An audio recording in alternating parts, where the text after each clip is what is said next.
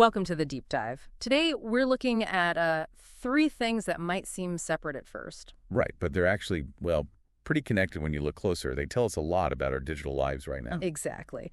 And you've told us you want to get up to speed quickly on current events, understand new tech, and that's what we're doing today. Yeah, we've got some interesting sources. First up, Google I/O 2025.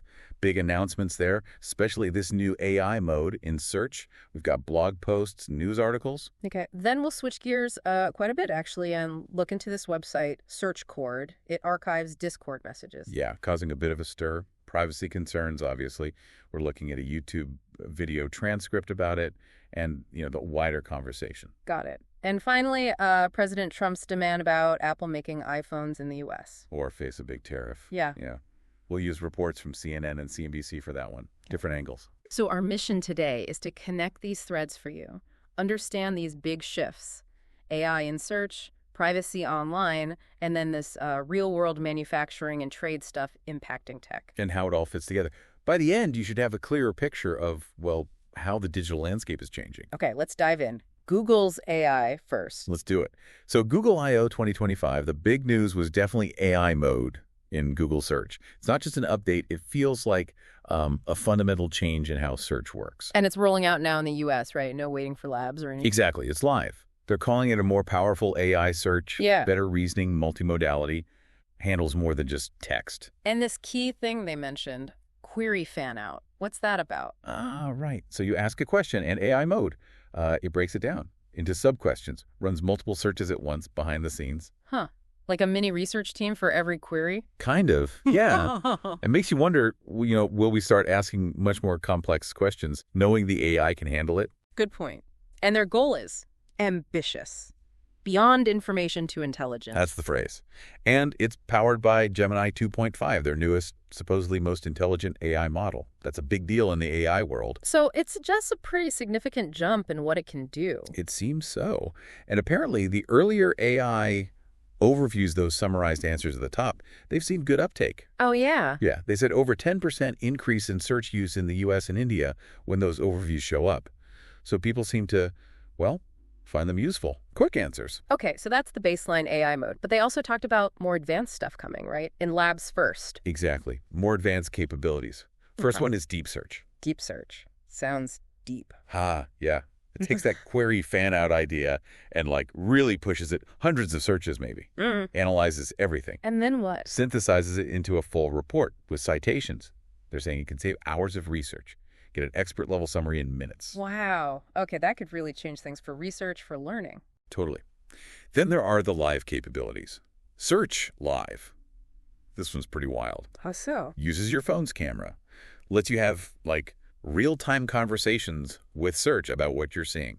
It's powered by Project Astra. Project Astra. That's their conversational AI agent thing, right? That's the one. So imagine pointing your phone at, I don't know, a weird plant and asking, search what it is, how to care for it, or explaining a complex diagram you're looking at. And you can actually try some of this now on iPhones. Yeah, via the Gemini AI app. You can get a feel for these live interactions already. Interesting. Okay, what else? Agentic capabilities. This is where AI starts doing things for you. Doing things. Like what? Helping you complete tasks.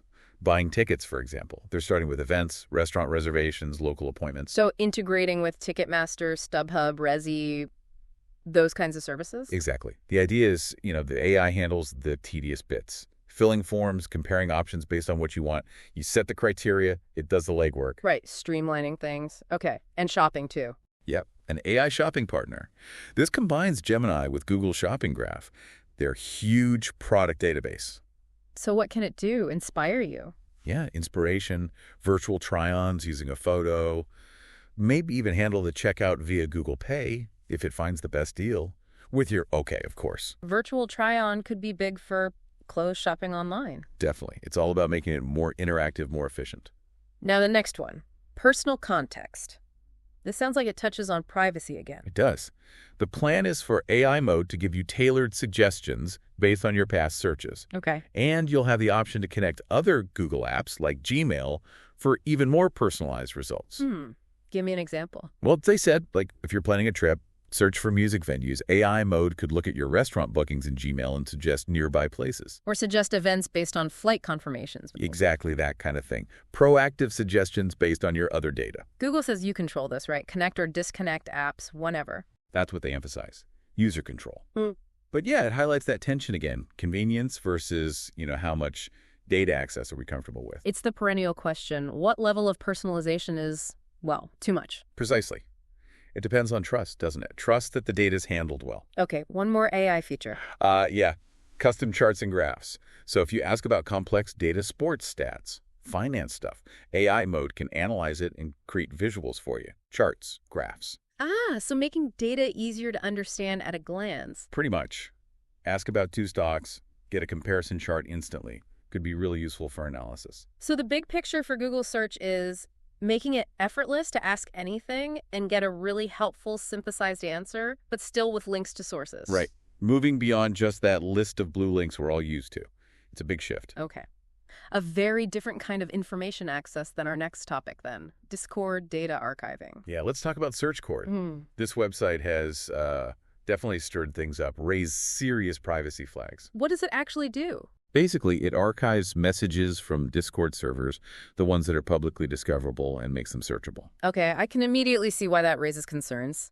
Didn't we have something like this before? Spy.pet. We did, and that one was worse in some ways, let you search user profiles too. Yeah. Led to harassment, data selling. Yeah. Not good. So how is SearchCord positioning itself? What's their argument?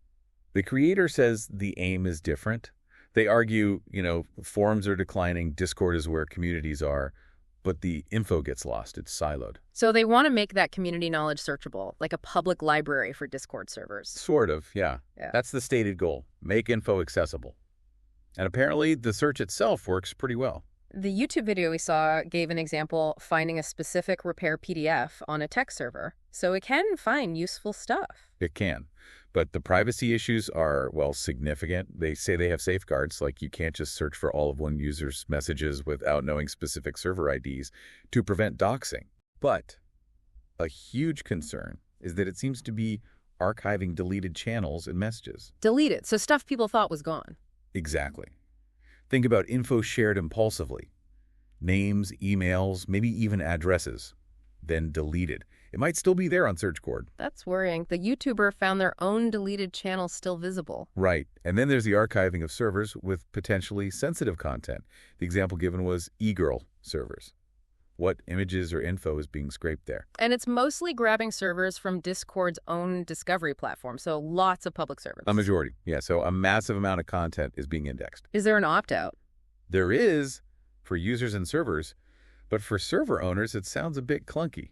Got to join SearchCord's Discord, make a ticket. Not exactly straightforward. And the SearchCord owner apparently has reservations about server owners making that choice for everyone on their server, which is, another layer of complexity. But this isn't just about SearchCord itself, is it? It points to a bigger issue. That's what the SearchCord owner suggests, too. They believe they're not the only ones scraping Discord.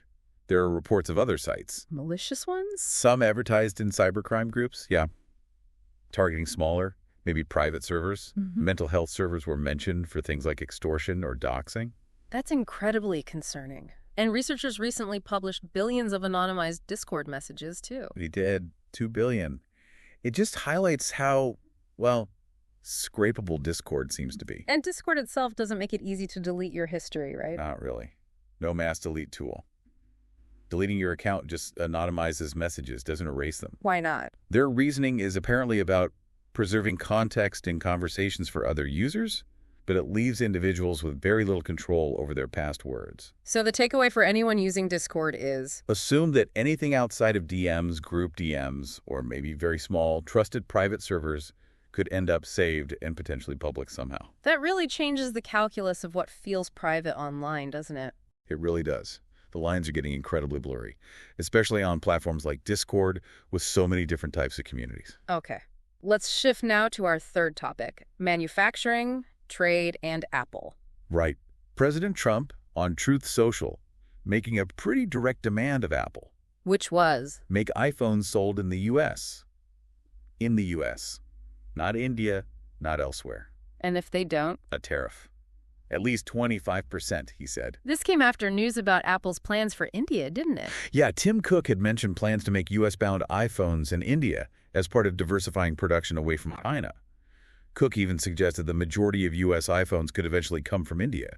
Which is interesting because Trump previously exempted electronics from China tariffs. He did. Yeah. So this focus on where it's made, specifically demanding U.S. production, is a bit of a shift. What's the rationale given? Treasury Secretary Scott Bessent mentioned bringing back precision manufacturing. Right, and securing the semiconductor supply chain, though Apple does already get some chips made in the U.S. through that TSMC partnership in Arizona. But making the whole iPhone in the U.S., Apple has always said that's difficult. Extremely. Their argument for years has been, one, a lack of enough skilled engineers compared to Asia, and two, much higher labor costs. Even Steve Jobs apparently had similar concerns way back. Not enough engineers. Yeah, the scale is just immense. And analysts put some pretty staggering numbers on it. Like what? Dan Ives at Wedbush estimated U.S.-made iPhones could cost like $3,500. Wow, triple the current price. Yeah, because you'd basically have to replicate that whole complex Asian production ecosystem here. And how long would it take? Ives estimated 5 to 10 years to move all production. Even just moving 10% could cost $30 billion and take 3 years. It's a huge undertaking. So the most likely outcome of a 25% tariff, if it happened, would be higher prices for consumers here. Almost certainly. Either Apple absorbs it, which is unlikely for that amount, or they pass it on. Basic trade policy impact. Has Apple reacted? I saw something about a big U.S. investment. They did recently announce a huge $500 billion investment plan for their U.S. facilities. New server manufacturing in Houston for their AI stuff, data centers, other areas. Could that be partly an attempt to, show commitment to the U.S., appease the administration? You could certainly interpret it that way, at least in part. Yeah. Showing they're investing domestically, even if it's not full iPhone assembly lines. And they were already expecting tariff costs this quarter, weren't they? Yeah, they mentioned expecting up to $900 million in tariff burdens even before this specific threat. Meanwhile, Foxconn, their big assembly partner, is expanding in India. So it's a real clash. Political goals versus the economic and logistical realities of Apple's global supply chain. Absolutely. A very complex situation. Okay, let's try and connect these dots now. We've got AI in search, Discord data archiving, and Apple tariffs. How do they link up? Well, the AI in search, like Google's AI mode, is about making synthesized information incredibly accessible, right? Instantly. Yeah. In a way that echoes the stated goal of Search Cord making siloed community information accessible. But obviously, the methods and privacy implications are wildly different. Right. One is AI synthesizing public web data. The other is archiving potentially private community chats. Exactly. But both point to this trend of massive amounts of data being processed and surfaced, which forces us to ask those hard questions about privacy, control, our digital footprint.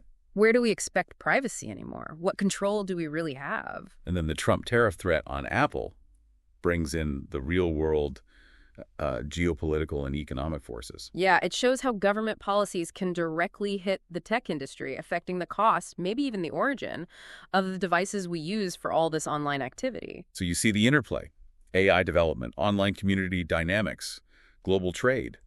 They aren't separate silos. They all feed into each other, shaping your digital experience. So for you listening, it really makes you think. As AI gets woven deeper into search and everything else, how do you manage that trade-off? Convenience versus data privacy. And are you thinking about the potential impact of things like trade policy on the gadgets you rely on every day?